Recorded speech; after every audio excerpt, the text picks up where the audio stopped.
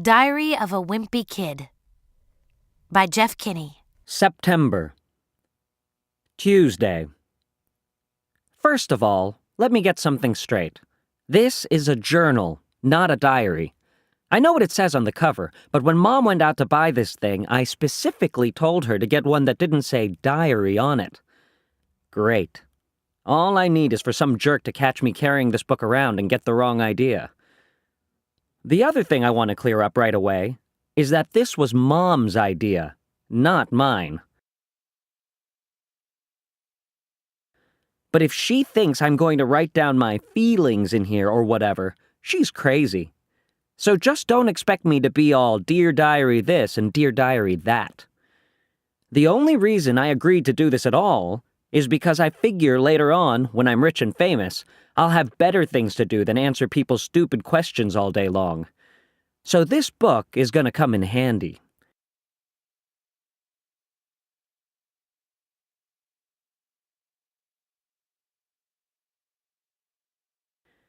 Like I said, I'll be famous one day, but for now, I'm stuck in middle school with a bunch of morons. Let me just say for the record that I think middle school is the dumbest idea ever invented. You got kids like me who haven't hit their growth spurt yet, mixed in with these gorillas who need to shave twice a day. And then they wonder why bullying is such a big problem in middle school. If it was up to me, grade levels would be based on height, not age. But then again, I guess that would mean kids like Chirag Gupta would still be in the first grade.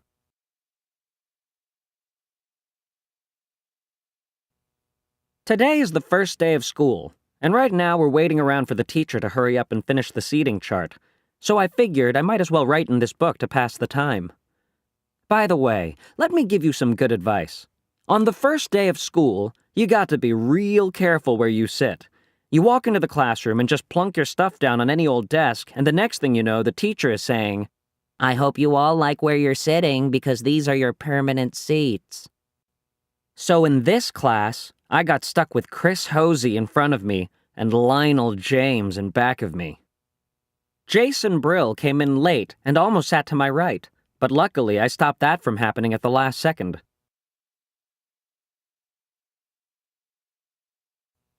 Next period, I should just sit in the middle of a bunch of hot girls as soon as I step in the room. But I guess if I do that, it just proves I didn't learn anything from last year.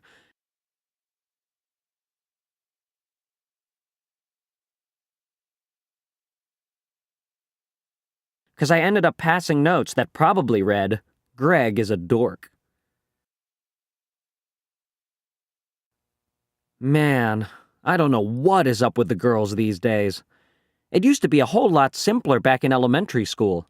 The deal was, if you were the fastest runner in your class, you got all the girls. And in the 5th grade, the fastest runner was Ronnie McCoy. Nowadays, it's a whole lot more complicated. Now it's about the kind of clothes you wear, or how rich you are, or if you have a cute butt or whatever. And kids like Ronnie McCoy are scratching their heads wondering, what the heck happened? The most popular boy in my grade is Bryce Anderson. The thing that really stinks is that I have always been into girls, but kids like Bryce have only come around in the last couple of years. I remember how Bryce used to act back in elementary school. He would say things like, "I think girls are stinky poos." If I heard him, I would immediately say, "I don't think girls are stinky poos." But of course now I don't get any credit for sticking with the girls all this time.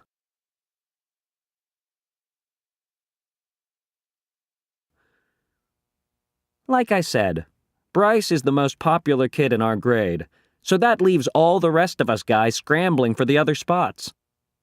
The best I can figure is that I'm somewhere around 52nd or 53rd most popular this year. But the good news is that I'm about to move up one spot because Charlie Davies is above me, and he's getting his braces next week.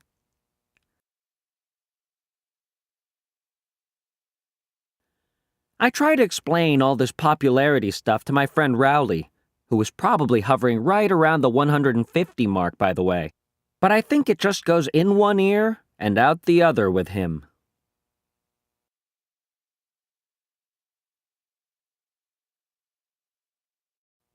Wednesday. Today we had phys ed. So the first thing I did when I got outside was sneak off to the basketball court to see if the cheese was still there. And sure enough, it was. That piece of cheese has been sitting on the blacktop since last spring. I guess it must have dropped out of someone's sandwich or something. After a couple of days, the cheese started getting all moldy and nasty. Nobody would play basketball on the court where the cheese was, even though that was the only court that had a hoop with a net. Then one day, this kid named Darren Walsh touched the cheese with his finger, and that's what started this thing called the cheese touch. It's basically like the cooties. If you get the cheese touch, you're stuck with it until you pass it on to someone else. The only way to protect yourself from the cheese touch is to cross your fingers.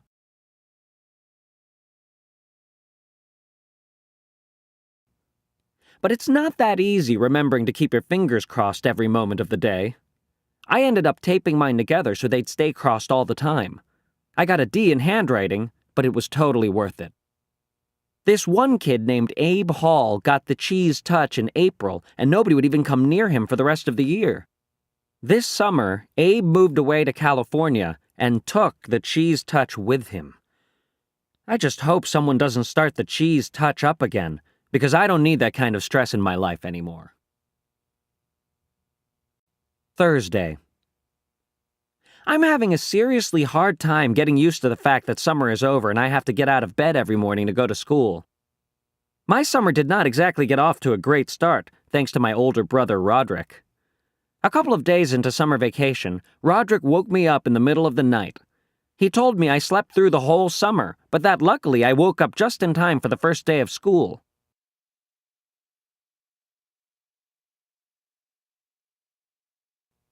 You might think I was pretty dumb for falling for that one, but Roderick was dressed up in his school clothes, and he set my alarm clock ahead to make it look like it was the morning. Plus, he closed my curtains so I couldn't see that it was still dark out. After Roderick woke me up, I just got dressed and went downstairs to make myself some breakfast, like I do every morning on a school day. But I guess I must have made a pretty big racket because the next thing I knew, Dad was downstairs, yelling at me for eating Cheerios at 3 o'clock in the morning.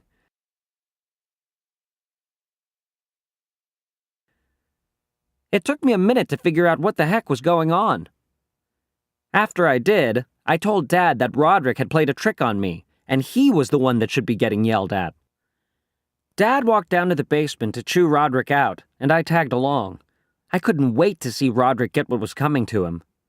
But Roderick covered up his tracks pretty good, looking like he was sound asleep, and to this day, I'm sure Dad thinks I've got a screw loose or something.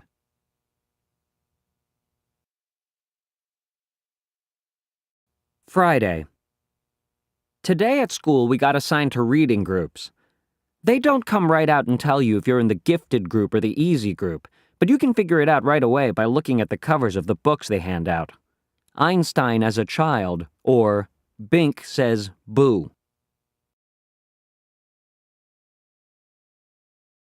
I was pretty disappointed to find out I got put in the gifted group, because that just means a lot of extra work. When they did the screening at the end of last year, I did my best to make sure I got put in the easy group this year by acting stupid. Mom is real tight with our principal, so I'll bet she stepped in and made sure I got put in the gifted group again.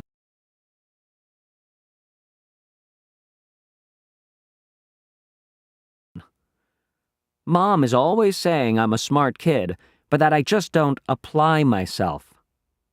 But if there's one thing I learned from Roderick, it's to set people's expectations real low so you end up surprising them by practically doing nothing at all.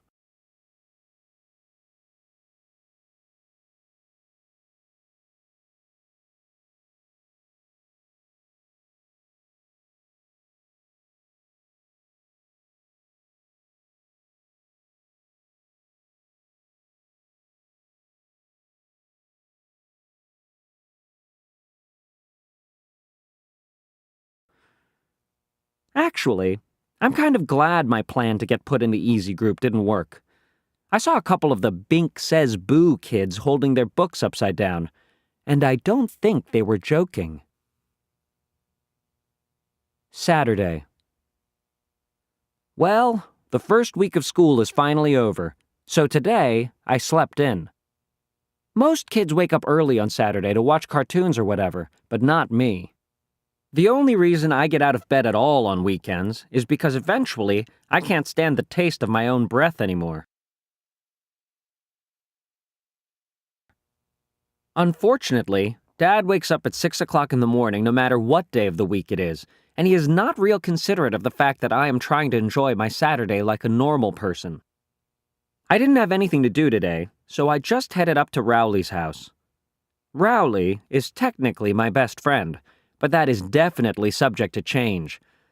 I've been avoiding Rowley since the first day of school, when he did something that really annoyed me. We were getting our stuff from our lockers at the end of the day, and Rowley came up to me and said, "Want to come over to my house and play?" I have told Rowley at least 1 billion times that now that we're in middle school, you're supposed to say hang out, not play. But no matter how many noogies I give him, he always forgets the next time. I've been trying to be a lot more careful about my image ever since I got to middle school, but having Rowley around is definitely not helping. I met Rowley a few years ago when he moved into my neighborhood. His mom bought him this book called How to Make Friends in New Places, and he came to my house trying all these dumb gimmicks. Like knock-knock jokes. It went kind of like this. Rowley, knock knock. Me, huh? Rowley, thermos. Excuse me? There must be some way to tickle your funny bone. Me, say what? I guess I kind of felt sorry for Rowley, and I decided to take him under my wing. It's been great having him around, mostly because I get to use all the tricks Roderick pulls on me.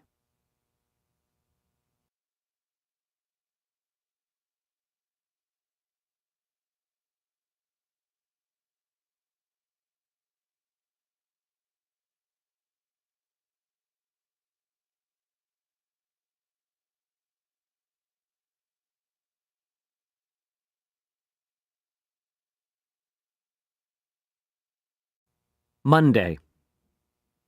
You know how I said I play all sorts of pranks on Rowley? Well, I have a little brother named Manny, and I could never get away with pulling any of that stuff on him. Mom and Dad protect Manny like he's a prince or something, and he never gets in trouble, even if he really deserves it. Yesterday, Manny drew a self-portrait on my bedroom door in permanent marker. I thought Mom and Dad were really going to let him have it, but as usual, I was wrong.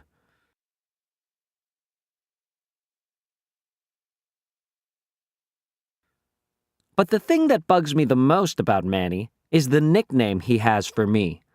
When he was a baby, he couldn't pronounce brother, so he started calling me Bubby. And he still calls me that now, even though I keep trying to get Mom and Dad to make him stop. Luckily, none of my friends have found out yet, but believe me, I have had some really close calls.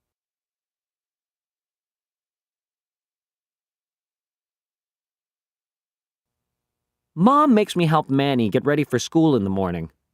After I make Manny his breakfast, he carries his cereal bowl into the family room and sits on his plastic potty.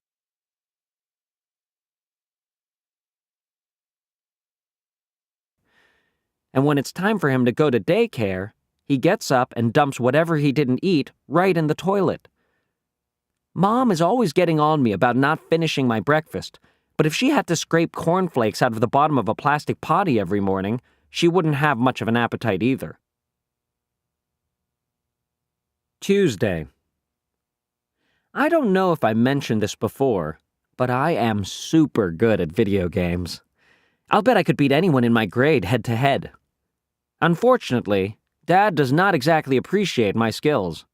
He's always getting on me about going out and doing something active. So tonight after dinner, when Dad started hassling me about going outside, I tried to explain how with video games, you can play sports like football and soccer, and you don't even get all hot and sweaty. But as usual, Dad didn't see my logic. Dad is a pretty smart guy in general, but when it comes to common sense, sometimes I wonder about him. I'm sure Dad would dismantle my game system if he could figure out how to do it, but luckily, the people who make these things make them parent-proof.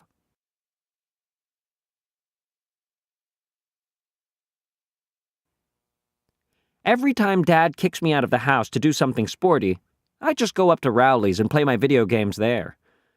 Unfortunately, the only games I can play at Rowley's are car racing games and stuff like that, because whenever I bring a game up to Rowley's house, his dad looks it up on some parent's website, and if my game has any kind of fighting or violence in it, he won't let us play. I'm getting a little sick of playing Formula One racing with Rowley because he's not a serious gamer like me. All that you have to do to beat Rowley is name your car something ridiculous at the beginning of the game. And then when you pass Rowley's car, he just falls to pieces when the race announcer says, "Bad fart! Ahead!" Anyway, after I got done mopping the floor with Rowley today, I headed home. I ran through the neighbor's sprinkler a couple times to make it look like I was all sweaty, and that seemed to do the trick for Dad. But my trick kind of backfired because as soon as Mom saw me, she made me go upstairs and take a shower.